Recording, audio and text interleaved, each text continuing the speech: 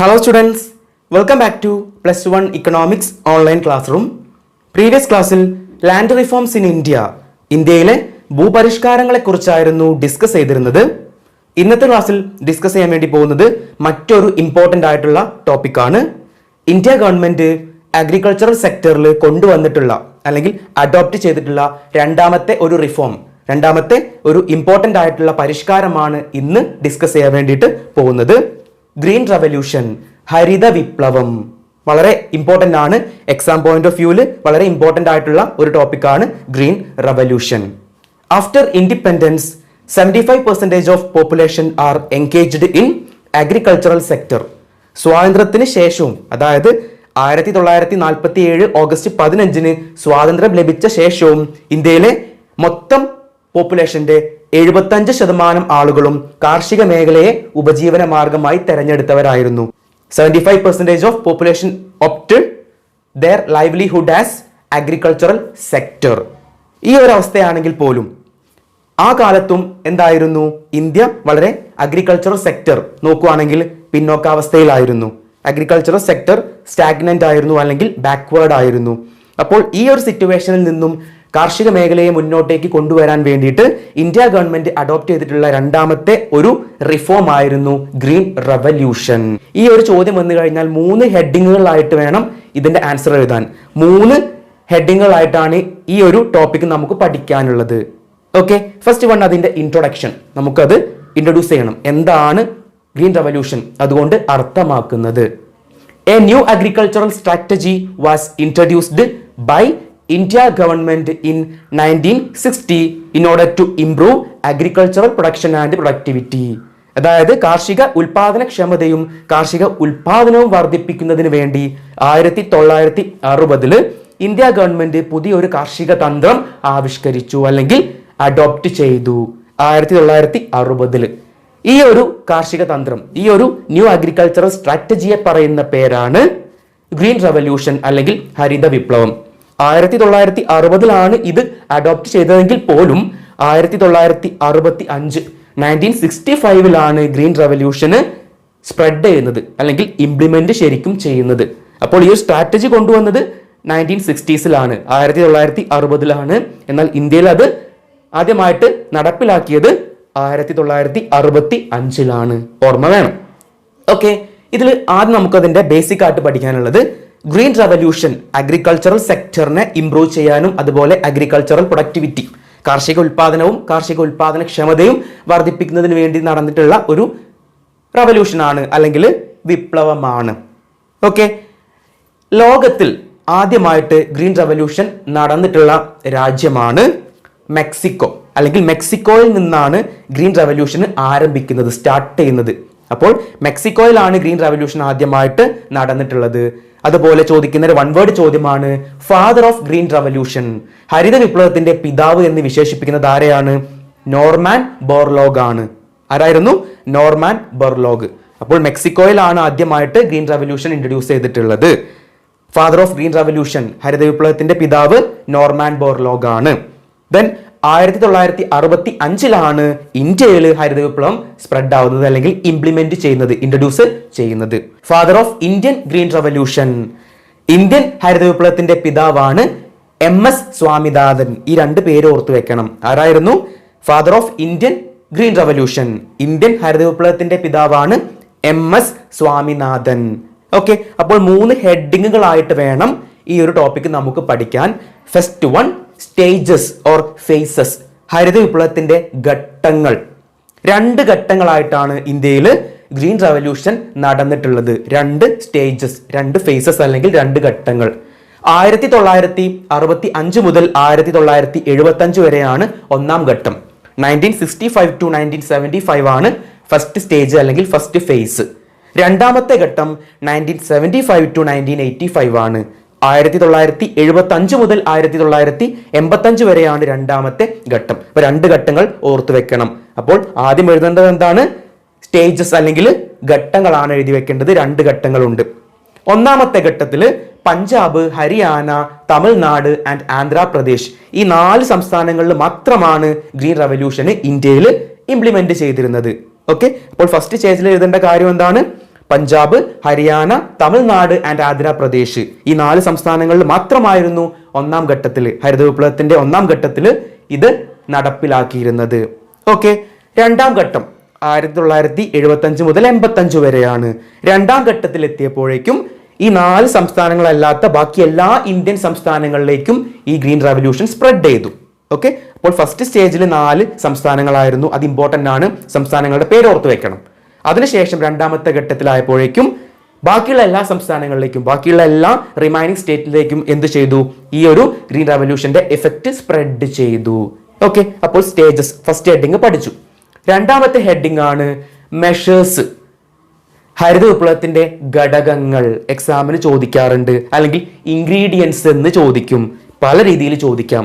എന്തൊക്കെ ചോദിക്കാം? മെഷേഴ്സ് എന്ന് ചോദിക്കാം, ഇൻഗ്രീഡിയൻസ് ഹരിത വിപ്ലവത്തിന്റെ ഘടകങ്ങൾ എന്തൊക്കെയാണെന്ന് ചോദിക്കാം. ഇത് ഇമ്പോർട്ടന്റ് ആണ്. ഇതാണ് രണ്ടാമത്തെ ഹെഡിങ് ആയിട്ട് നിങ്ങൾ ഓർത്തു വെക്കേണ്ടത്. ഇവിടെ ഫസ്റ്റ് മെഷർ ആയിരുന്നു use of high yielding variety seeds. അത്യുൽപാദന ശേഷിയുള്ള വിത്തിനങ്ങൾ ഉപയോഗിക്കുക. High yielding variety seeds, HYV seeds എന്നാണ് ഷോർട്ടായിട്ട് ഇതിനെ പറയുന്നത്. ഓർമ്മ വേണം, HYV seeds, high yielding variety seeds, അത്യുൽപാദന ശേഷിയുള്ള വിത്തിനങ്ങൾ ഉപയോഗിക്കുക. ഇവിടെ വൺ വേർഡ് ആയിട്ട് പ്രതീക്ഷിക്കാവുന്ന മറ്റൊരു ചോദ്യമാണ് വാട്ട് ഈസ് മിറാക്കിൾ സീഡ്സ്. അത്യുൽപാദന ശേഷിയുള്ള വിത്തിനങ്ങളെ പറയുന്ന മറ്റൊരു പേരാണ് മിറാക്കിൾ സീഡ്സ്, അത്ഭുത വിത്തിനങ്ങൾ. എന്തായിരുന്നു? Miracle seeds. അപ്പോൾ ഇത് ഉപയോഗിക്കലാണ് ഒന്നാമത്തെ മെഷർ. രണ്ടാമത്തെ measure use of chemical fertilisers and pesticides, അതായത് രാസവളങ്ങളും രാസകീടനാശിനികളും ഉപയോഗിക്കുക. അതായിരുന്നു ഹരിത വിപ്ലവത്തിന്റെ രണ്ടാമത്തെ ഒരു ഘടകം. മൂന്നാമത്തേത് use of modern implements like tractors, pump sets etcetera, അതായത് ട്രാക്ടർ, പമ്പ് സെറ്റ് തുടങ്ങിയ ആധുനിക കാർഷിക ഉപകരണങ്ങൾ ഉപയോഗിക്കുക. ഇതാണ് മൂന്നാമത്തെ ഘടകം. അടുത്തത് ഇറിഗേഷൻ, അതായത് increased use of irrigation facilities, വർദ്ധിച്ച ജലസേചന സൗകര്യങ്ങൾ ഉപയോഗിക്കുക.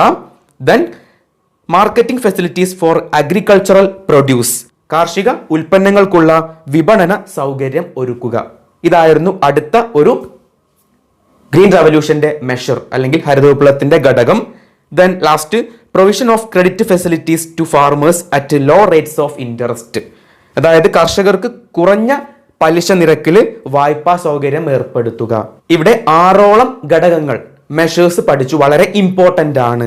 ഒക്കെ എക്സാമിന് ചോദിക്കാറുണ്ട്. അപ്പോൾ 2 ഹെഡിങ്ങുകൾ പഠിച്ചു. ഫസ്റ്റ് വൺ സ്റ്റേജസ്, ഘട്ടങ്ങൾ പഠിച്ചു. 2 ഘട്ടങ്ങൾ അവിടെ പഠിച്ചു.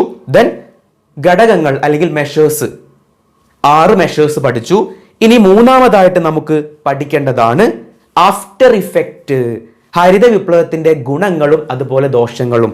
ഓക്കെ, അതായത് achievements of green revolution and drawbacks or limitations of green revolution. ഹരിത വിപ്ലവത്തിന്റെ ഗുണങ്ങൾ അല്ലെങ്കിൽ നേട്ടങ്ങളും അതുപോലെ ദോഷങ്ങൾ അല്ലെങ്കിൽ കോട്ടങ്ങളും വളരെ ഇമ്പോർട്ടന്റ് ആണ്. എക്സാമിന് എസ്സേ ആയിട്ട് ചോദിക്കുന്ന ടോപ്പിക്കാണ് ഗ്രീൻ റവല്യൂഷൻ, ഓർത്ത് വെക്കണം.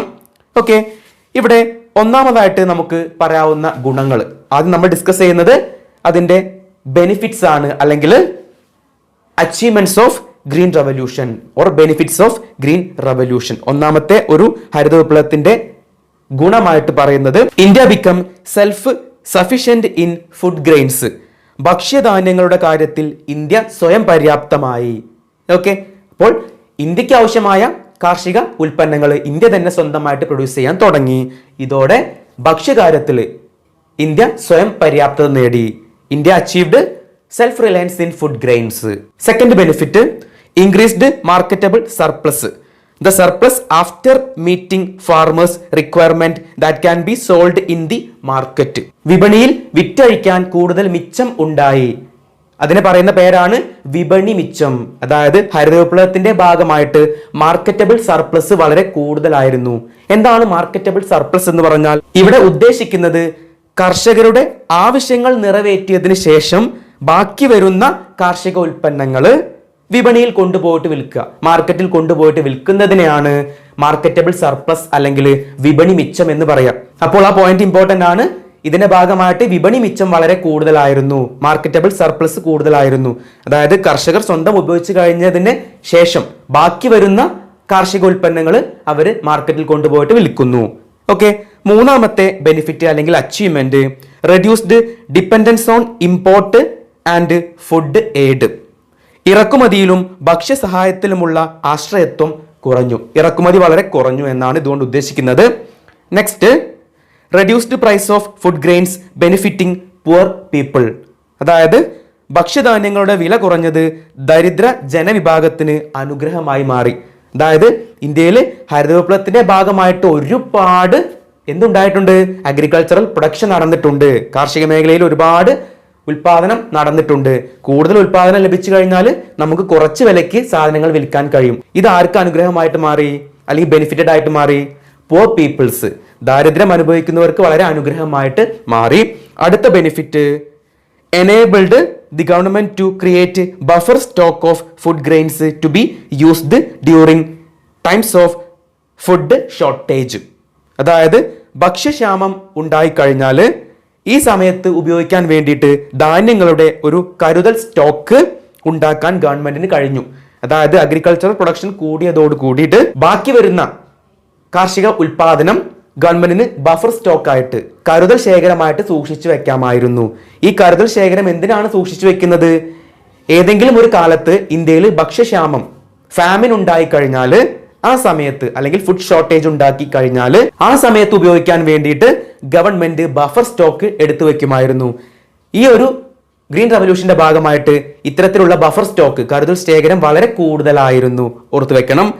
അടുത്ത ഒരു benefit, it enabled distribution of food grains to be poor through public distribution system or PDS. പൊതുവിതരണ സംവിധാനത്തിലൂടെ പബ്ലിക് ഡിസ്ട്രിബ്യൂഷൻ സിസ്റ്റം PDS എന്ന് പറഞ്ഞാൽ റേഷൻ കടകൾ, നീതി സ്റ്റോർ, നന്മ സ്റ്റോർ, ഇതൊക്കെ ഉണ്ടല്ലോ. ഇതാണ് പബ്ലിക് ഡിസ്ട്രിബ്യൂഷൻ സിസ്റ്റം PDS, പൊതുവിതരണ കേന്ദ്രത്തിൽ ഉൾപ്പെടുന്നത്. ഈ മാർഗങ്ങളിലൂടെ ദരിദ്രർക്ക് കുറഞ്ഞ വിലയ്ക്ക് ധാന്യ വിതരണം നടത്താൻ ഗവൺമെന്റിന് കഴിഞ്ഞു. അതായത് ഈ ഒരു ഹരിതവിപ്ലവത്തിന്റെ ഭാഗമായിട്ട് ലഭിച്ചിട്ടുള്ള അധിക കാർഷിക ഉൽപാദനം ഇത്തരത്തിലുള്ള പൊതുവിതരണ കേന്ദ്രത്തിലൂടെ PDS, പബ്ലിക് ഡിസ്ട്രിബ്യൂഷൻ സിസ്റ്റത്തിലൂടെ ഗവൺമെന്റ് പുവർ പീപ്പിൾസിന് അല്ലെങ്കിൽ ദാരിദ്ര്യം അനുഭവിക്കുന്ന ആളുകൾക്ക് കൊടുത്തു. ഇത്രയാണ് ഗ്രീൻ റവല്യൂഷന്റെ ബെനിഫിറ്റ്സ് അല്ലെങ്കിൽ അച്ചീവ്മെന്റ്സ്, ഗുണങ്ങൾ എന്ന് പറയുന്നത്. ഇനി അതിന്റെ ദോഷങ്ങൾ, ഗ്രീൻ റവല്യൂഷൻ അല്ലെങ്കിൽ ഹരിതവിപ്ലവത്തിന്റെ ദോഷങ്ങൾ, ലിമിറ്റേഷൻസ് ആണ് പറയുന്നത്. First one, it increased the disparity between rich and poor farmers. It benefited rich farmers more. അതായത് ഇവിടെ ധനിക കർഷകരും ദരിദ്ര കർഷകർക്കും ഇടയിലുള്ള വിടവ് വർദ്ധിച്ചു. കർഷകർ രണ്ട് തരമുണ്ട്. ഒന്ന് പണക്കാരായ കർഷകരും ഒന്ന് പാവപ്പെട്ട ദരിദ്രരായ കർഷകരും. ഇവർ തമ്മിലുള്ള അന്തരം, വ്യത്യാസം എന്ത് ചെയ്തു? വർദ്ധിക്കാൻ ഈ ഒരു ഗ്രീൻ റവല്യൂഷൻ കാരണമായി. അതുകൊണ്ട് തന്നെ ധനിക കർഷകർക്കാണ് ഹരിതവിപ്ലവത്തിന്റെ ഫലം കൂടുതലായിട്ട് ലഭിച്ചത്, അല്ലെങ്കിൽ അവർക്കാണ് കൂടുതൽ നേട്ടം ഉണ്ടാക്കിയത്. രണ്ടാമത്തെ ഒരു drawback, the HYV crops were prone to attack from insects and pest. അതായത് അത്യുൽപാദന ശേഷിയുള്ള വിത്തിനങ്ങളിൽ കീടബാധ ബാധിച്ചു. HYV വിത്തനങ്ങൾ പറഞ്ഞു, അത്യുൽപാദന ശേഷിയുള്ള വിത്തനങ്ങൾ, ഇവയ്ക്ക് രോഗപ്രതിരോധ ശേഷി വളരെ കുറവായിരുന്നു. എന്ന് പറഞ്ഞാൽ പെട്ടെന്ന് കീടങ്ങൾ ആക്രമിക്കും. ഓക്കെ, അങ്ങനെ ചീത്തയായി പോകും. അതാണ് ഇതുകൊണ്ട് ഉദ്ദേശിക്കുന്നത്. ദെൻ അടുത്തത്, high dose of chemical fertilisers and pesticides and insecticide poisoned the soil. വർദ്ധിച്ച കെമിക്കൽ ഫെർട്ടിലൈസേഴ്സ്, രാസവളങ്ങളും കീടനാശിനികളും, ഇതിന്റെ അമിതമായ ഉപയോഗം മണ്ണിന്റെ ഫലഭൂയിഷ്ഠത നഷ്ടപ്പെടുത്തുന്നതിന് കാരണമായി. Next, in the first phase the green revolution was mainly a wheat revolution. ഹരിത വിപ്ലവത്തിന്റെ ഒന്നാമത്തെ ഘട്ടത്തിൽ നമുക്കറിയാം ഹരിത വിപ്ലവം എന്തിനാണ് കൊണ്ടുവന്നത്? മൊത്തം അഗ്രികൾച്ചറൽ പ്രൊഡക്ഷൻ ആൻഡ് പ്രൊഡക്ടിവിറ്റി, കാർഷിക മേഖല വികസിക്കാനും അല്ലെങ്കിൽ കാർഷിക ഉൽപാദനം വർദ്ധിക്കാനും വേണ്ടിയിട്ടാണ്. എന്നാൽ ഹരിത വിപ്ലവത്തിന്റെ ഭാഗമായിട്ട് വീറ്റിന്റെ പ്രൊഡക്ഷൻ, ഗോതമ്പിന്റെ ഉൽപാദനം മാത്രമേ വർദ്ധിച്ചുള്ളൂ. ബാക്കിയുള്ള ക്രോപ്പുകൾ, ബാക്കിയുള്ള ഭക്ഷ്യധാന്യങ്ങളുടെ കാര്യത്തിലൊന്നും ഈ ഒരു വർധനവ് ഉണ്ടായില്ല. അതുകൊണ്ട് ഗ്രീൻ റവല്യൂഷൻ, ഹരിത വിപ്ലവത്തിനെ പരിഹസിക്കുന്നവർ, അതിനെ ക്രിട്ടിക്സ്, അതിനെ കളിയാക്കിക്കൊണ്ട് വിളിക്കുന്ന അല്ലെങ്കിൽ പരിഹസിച്ചുകൊണ്ട് വിളിക്കുന്ന ഒരു ടേം ആയിരുന്നു green revolution. Is also known as wheat revolution, ഗോതമ്പ് വിപ്ലവം എന്ന പേരിലും അറിയപ്പെടുന്നു. എന്തുകൊണ്ടാണ്? കാരണം ഒന്നാമത്തെ ഘട്ടത്തിൽ പഞ്ചാബ്, ഹരിയാന, അതുപോലെ ആന്ധ്രാപ്രദേശ്, തമിഴ്നാട്, ഈ സംസ്ഥാനങ്ങൾ മാത്രമായിരുന്നു നടപ്പിലാക്കിയത്. ഇവിടെ ഗോതമ്പിന്റെ ഉൽപാദനം മാത്രമാണ് വർദ്ധിച്ചത്. അതുകൊണ്ട് ഇതിനെ ഗോതമ്പ് വിപ്ലവം എന്ന പേരിലും വിളിച്ചിരുന്നു. അപ്പോൾ അത് ഒരു ഡ്രോബാക്ക് ആണ്. അതായത് ഹരിത വിപ്ലവത്തിന്റെ ഒന്നാം ഘട്ടത്തിൽ ഗോതമ്പിന്റെ ഉൽപാദനം മാത്രമാണ് വർദ്ധിച്ചത്, ബാക്കി ഒന്നിന്റെയും വർദ്ധിച്ചിട്ടില്ല. അതൊരു പരിമിതിയാണ്. Then last one, increased use of machinery caused unemployment. അതായത് ഹരിത വിപ്ലവത്തിന്റെ ഭാഗമായിട്ട് ഒരുപാട് ആധുനിക യന്ത്രങ്ങൾ ഉപയോഗിച്ചു. ഇത് എന്തിന് കാരണമായി? അൺഎംപ്ലോയ്മെന്റിന് കാരണമായി. യന്ത്രങ്ങൾ ഉപയോഗിച്ചു കഴിഞ്ഞാൽ പിന്നെ അവിടെ ലേബേഴ്സ്, അതായത് വ്യക്തികളായിട്ടുള്ള തൊഴിലാളികൾ ആവശ്യമില്ല, അല്ലേ? അവരെന്ത് ചെയ്യുന്നു? ഒഴിവാക്കുന്നു. യന്ത്രങ്ങളാണ് എല്ലാ വർക്കുകളും ചെയ്യുന്നത്. അതെന്തിന് കാരണമായി? അൺഎംപ്ലോയ്മെന്റ്, തൊഴിലില്ലായ്മ ഉണ്ടാവാൻ കാരണമായി. ഇത്രയാണ് ഹരിത വിപ്ലവത്തിന്റെ ദോഷങ്ങൾ. അപ്പോൾ വളരെ ഇമ്പോർട്ടന്റ് ആയിട്ടുള്ള ടോപ്പിക്കാണ്. 3 ഹെഡിങ്ങുകളായിട്ട് വേണം ഈ ഒരു ടോപ്പിക്ക് നിങ്ങൾ അറ്റംപ്റ്റ് ചെയ്യാൻ. ഫസ്റ്റ് ഹെഡിങ് അതിന്റെ സ്റ്റേജസ്, 2 ഘട്ടങ്ങൾ ഏതൊക്കെയാണെന്ന് എഴുതി വെക്കണം. ദെൻ അതിന്റെ മെഷേഴ്സ്, ഘടകങ്ങൾ എഴുതി വെക്കണം. ദെൻ ആഫ്റ്റർ ഇഫക്റ്റ്, അതിന്റെ ബെനിഫിറ്റും അതുപോലെ ഡ്രോബാക്കും, ഗുണങ്ങളും ദോഷങ്ങളും എഴുതി വെക്കണം. ഇത്രയാണ് ഈ ഒരു ടോപ്പിക്കിൽ നമുക്ക് പഠിക്കാനുള്ളത്. നെക്സ്റ്റ് നമ്മൾ ഡിസ്കസ് ചെയ്യുന്ന ടോപ്പിക്കാണ് സബ്സിഡി വിവാദം, ഡിബേറ്റ് ഓവർ സബ്സിഡീസ്. സബ്സിഡി എന്താണെന്ന് നിങ്ങൾക്കറിയാം. സബ്സിഡി നിങ്ങൾ കേട്ടിട്ടുണ്ടായിരിക്കും. ഗ്യാസ് സബ്സിഡി എന്നൊക്കെ നിങ്ങൾ നിത്യേന കേൾക്കുന്ന ഒരു ടേമാണ് അല്ലേ, ഗ്യാസിന് സബ്സിഡി എന്ന്. സബ്സിഡി എന്ന് പറഞ്ഞാൽ എന്താണ്? ഗവൺമെന്റ് കൊടുക്കുന്ന ധനസഹായമാണ് സബ്സിഡി എന്ന് പറഞ്ഞാൽ. Subsidies means economic assistance provided by government, അല്ലെ? ഗവൺമെന്റ് നൽകുന്ന ധനസഹായമാണ് സബ്സിഡി എന്ന് പറഞ്ഞാൽ. ഇവിടെ നമുക്ക് പഠിക്കാനുള്ളത് അഗ്രികൾച്ചറൽ സബ്സിഡിയാണ്, കാർഷിക സബ്സിഡിയെ കുറിച്ചാണ്. അപ്പോൾ എന്തായിരിക്കും അഗ്രികൾച്ചറൽ സബ്സിഡി എന്ന് പറഞ്ഞാൽ? Agricultural subsidy means economic assistance provided by India on agricultural inputs like fertilisers, pesticides and modern agricultural inputs. അതായത് കാർഷിക മേഖലയിലെ ഇൻപുട്ടുകൾ എന്ന് പറഞ്ഞാൽ എന്തൊക്കെയാണ്? കാർഷിക ഉപകരണങ്ങൾ, അതുപോലെ രാസവളങ്ങൾ, കീടനാശിനികൾ, ഇവയുടെ എല്ലാം മുകളിൽ ഗവൺമെന്റ് നൽകുന്ന ധനസഹായമാണ് സബ്സിഡി എന്ന് പറഞ്ഞാൽ, അല്ലെങ്കിൽ കാർഷിക സബ്സിഡി എന്ന് പറഞ്ഞാൽ. ഓക്കെ, നമുക്കറിയാം കാർഷിക മേഖല വളരെ പിന്നോക്കാവസ്ഥയിലായിരുന്നു. മുന്നോട്ടേക്ക് കൊണ്ടുവരാൻ വേണ്ടിയിട്ട് പല മാർഗങ്ങളും ഗവൺമെന്റ് ചെയ്യുന്നുണ്ട്. അതിന്റെ ഭാഗമാണ് ഗ്രീൻ റവല്യൂഷൻ കൊണ്ടുവന്നിട്ടുള്ളത്. അപ്പോൾ കൃഷി ചെയ്താൽ ആർക്കും എന്തില്ല? ലാഭമില്ല എന്ന് അറിയാവുന്നത് കൊണ്ട് അവരാരും എന്ത് ചെയ്യുന്നില്ല? കൃഷി ചെയ്യാൻ വേണ്ടിയിട്ട് മുന്നിട്ടിറങ്ങുന്നില്ല. അപ്പൊ അവരെ പ്രൊമോട്ട് ചെയ്യണം, അല്ലെ? അവരെ എന്ത് ചെയ്യണം? പ്രോത്സാഹിപ്പിക്കണം. അതിനു വേണ്ടിയിട്ട് ഗവൺമെന്റ് എന്ത് ചെയ്തു? ഇത്തരത്തിൽ വ്യക്തികളുടെ, കർഷകരുടെ താല്പര്യം വർദ്ധിപ്പിക്കുന്നതിന് വേണ്ടിയിട്ട് ഗവൺമെന്റ് അഗ്രികൾച്ചറൽ സെക്ടറിൽ, കാർഷിക മേഖലയിൽ സബ്സിഡി കൊണ്ടുവന്നു. അതായത് കൃഷി ചെയ്യാനാവേണ്ട എല്ലാ കാര്യങ്ങളുടെയും മുകളിൽ അതിന്റെ വില സബ്സിഡൈസ്ഡ് റേറ്റിൽ അല്ലെങ്കിൽ ഡിസ്കൗണ്ടഡ് റേറ്റ്, ഗവൺമെന്റ് കുറഞ്ഞ വിലയ്ക്ക് ഇതെല്ലാം കർഷകർക്ക് സംഭാവന ചെയ്തു. കുറഞ്ഞ വിലയ്ക്ക്, ഫ്രീ ആയിട്ടല്ല, കുറഞ്ഞ വിലയ്ക്ക്. ഓക്കെ, അപ്പോൾ ഇതെന്തിന് കാരണമായി? ഇത്തരത്തിലുള്ള കാർഷിക ഉൽപാദനം, എല്ലാവരും കൃഷി ചെയ്യാൻ താല്പര്യം പ്രകടിപ്പിക്കുകയും കാർഷിക മേഖലയെ മുന്നോട്ട് കൊണ്ടുവരാനും സാധിച്ചു. ഇനി ഇവിടെ നമുക്ക് പഠിക്കാനുള്ളത് ഡിബേറ്റ് ആണ്. സബ്സിഡിയെ അനുകൂലിക്കുന്നവരും ഉണ്ട്, അതുപോലെ സബ്സിഡിയെ പ്രതികൂലിക്കുന്നവര്, ഫേവറും ഉണ്ട്, എഗെയിൻസ്റ്റും ഉണ്ട്. ഇതൊരു ഡിബേറ്റ് ആയിട്ടാണ് നമ്മൾ ഇവിടെ പഠിക്കുന്നത് ഈ ഒരു ടോപ്പിക്ക്. അഗ്രികൾച്ചറൽ സബ്സിഡിയെ അനുകൂലിച്ചുകൊണ്ടും അതുപോലെ പ്രതികൂലിച്ചുകൊണ്ടും നമ്മൾ ക്ലാസ്സിലൊക്കെ ഡിബേറ്റ് സംഘടിപ്പിക്കാറുണ്ട്. ഒരു കൂട്ടര് അതിനെ അനുകൂലിച്ചുകൊണ്ടും ഒരു കൂട്ടർ അതിനെ പ്രതികൂലിച്ചുകൊണ്ടും അല്ലെങ്കിൽ എതിർത്തുകൊണ്ടും, ഫേവർ ആൻഡ് എഗെയിൻസ്റ്റ് ആയിട്ട്. അപ്പോൾ ഇവിടെ ഈ ഒരു ടോപ്പിക് നമ്മൾ ഒരു ഡിബേറ്റ് ആയിട്ടാണ് ഡിസ്കസ് ചെയ്യുന്നത്. എക്സാമിന് ചോദിക്കാറുണ്ട്, ഡിബേറ്റ് ഓവർ സബ്സിഡി എന്ന് തന്നെ ചോദിക്കും. ഓക്കെ, ഇമ്പോർട്ടന്റ് ആണ്. അപ്പോൾ ആദ്യം എന്താണ് സബ്സിഡി എന്ന് എഴുതി വെക്കണം. Economic assistance provided by government on agricultural inputs like fertilisers, pesticides, pump sets etcetera. അതായത് രാസവളങ്ങൾ, കീടനാശിനികൾ, അതുപോലെ പമ്പ് സെറ്റുകൾ, അങ്ങനെ കാർഷിക മേഖലയ്ക്ക് ആവശ്യമായ ഉപകരണങ്ങളുടെ മുകളിൽ ഗവൺമെന്റ് നൽകുന്ന ധനസഹായമാണ് കാർഷിക സബ്സിഡി എന്ന് പറയുന്നത്. ഇനി ഡിസ്കസ് ചെയ്യുന്നത് ഈ ഒരു സബ്സിഡിയെ പിന്തുണയ്ക്കുന്ന സപ്പോർട്ടിംഗ് ആർഗ്യുമെന്റ്സ് ആണ് ഡിസ്കസ് ചെയ്യാൻ വേണ്ടിയിട്ട് പോകുന്നത്. ഫസ്റ്റ് സപ്പോർട്ടിംഗ് ആർഗ്യുമെന്റ്, അതിനെ അനുകൂലിച്ചുകൊണ്ടുള്ള വാദം ഇതാണ്: subsidies attract more people to agriculture. ശരിയാണ് അല്ലെ? അതായത് സബ്സിഡി കൂടുതൽ ആളുകളെ കാർഷിക മേഖലയിലേക്ക് ആകർഷിക്കും അല്ലെങ്കിൽ ആകർഷിക്കുന്നു, അല്ലെ?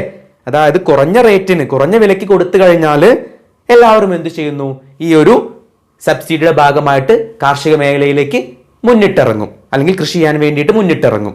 Okay, second point, subsidies are essential to encourage farmers to try new methods in agriculture. അതായത് പുതിയ കാർഷിക രീതികൾ പരീക്ഷിക്കാൻ കർഷകരെ പ്രോത്സാഹിപ്പിക്കുന്നതിന് സബ്സിഡി അനിവാര്യമാണ്. ഈ ഒരു സബ്സിഡി കൊടുക്കുന്നതിലൂടെ അവർ കാർഷിക മേഖലയിൽ പുതിയ രീതികൾ, പുതിയ മെത്തേഡുകൾ കൊണ്ടുവരാൻ വേണ്ടിയിട്ട് ശ്രമിക്കും. Okay, third point, subsidies are inevitable in India where agriculture is non profit making business. അതായത് കൃഷി ലാഭകരമല്ലാത്ത ഒരു ബിസിനസ് ആണ് ഇന്ത്യയിൽ. ഇന്ത്യയിൽ എന്താ, പല രീതിയിലുള്ള ക്ലൈമറ്റ് കണ്ടീഷൻ ആണ് ഉള്ളത്. അപ്പോൾ ഇന്ത്യയെ സംബന്ധിച്ച് കാർഷിക മേഖല എന്ന് പറഞ്ഞാൽ നഷ്ടസാധ്യത, ലോസ് ഓഫ് ചാൻസ് വളരെ കൂടുതലാണ്. അതുകൊണ്ട് തന്നെ രാജ്യത്ത് സബ്സിഡി അനിവാര്യമായ ഘടകമാണ്. അപ്പോൾ ഇങ്ങനെയുള്ള ഒരു പ്രശ്നം ഉണ്ടായിക്കഴിഞ്ഞാൽ ആരും കൃഷി ചെയ്യാൻ വരില്ല, അല്ലേ?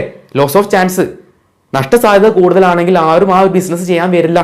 അപ്പോൾ അതിന് വേണ്ടിയിട്ട് ആളുകളെ കൊണ്ടുവരണമെങ്കിൽ എന്ത് കൊടുക്കണം? അവിടെ ഒരു അസിസ്റ്റൻസ് വേണം, ഒരു എക്കണോമിക് അസിസ്റ്റൻസ്.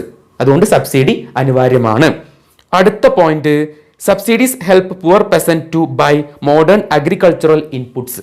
അതായത് ആധുനിക കാർഷിക ഉപകരണങ്ങൾ അല്ലെങ്കിൽ ഇൻപുട്ടുകൾ വാങ്ങിക്കുന്നതിന് പാവപ്പെട്ട കർഷകർക്ക് ഈ ഒരു സബ്സിഡി സഹായകമാകും.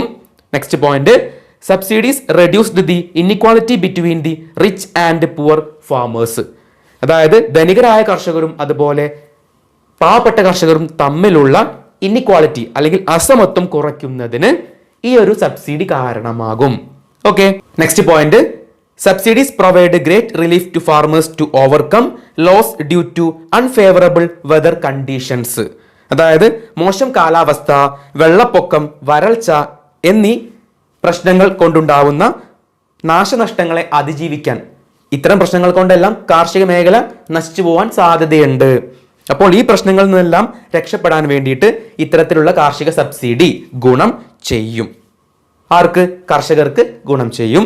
Then subsidies help to spread agricultural and to increase agricultural produce.